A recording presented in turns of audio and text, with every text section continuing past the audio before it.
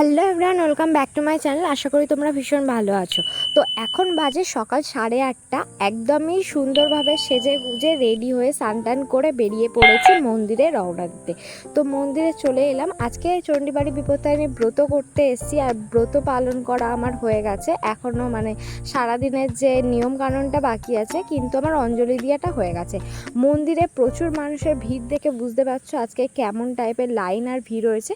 একটু দেরি হয়েছে, বেশি দেরি হয়নি। আমি সেকেন্ডটা করেছিলাম, শনিবারটা, মঙ্গলবারটা নাকি ভীষণ ভিড় হয়েছিল। তো আমার পুজো দিতে মিনিমাম 1 থেকে 1.5 ঘন্টা সময় লেগেছে, কিন্তু পুজোটা আমি সম্পূর্ণ করতে পেরেছি। দেখো এখানে পুজো টুজো দিয়ে নিয়ে চলে এসেছি, আর খুব ভালো লাগছে।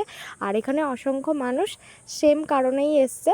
তো আমাদের মন্দির দর্শন, অঞ্জলি দেওয়া সবই হয়ে গেছে। এবার আমরা বাড়ির পথে রওনা দেবো। তার আগে তোমরা দুর্গা দুর্গা বলে নিও।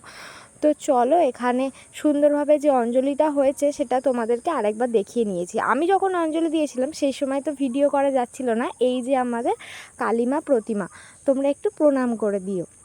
আজকে এনার জন্যই ব্রত পালন। তো এখানে খেতে বসেছি, আর এই পর্যন্তই স্টপ করতে হচ্ছে। বৃষ্টি আসার কারণে ভিডিওটা কন্টিনিউ করতে পারিনি। পরে আসছে রথযাত্রা। তোমরা প্লিজ আমার পাশে দেখো। টাটা।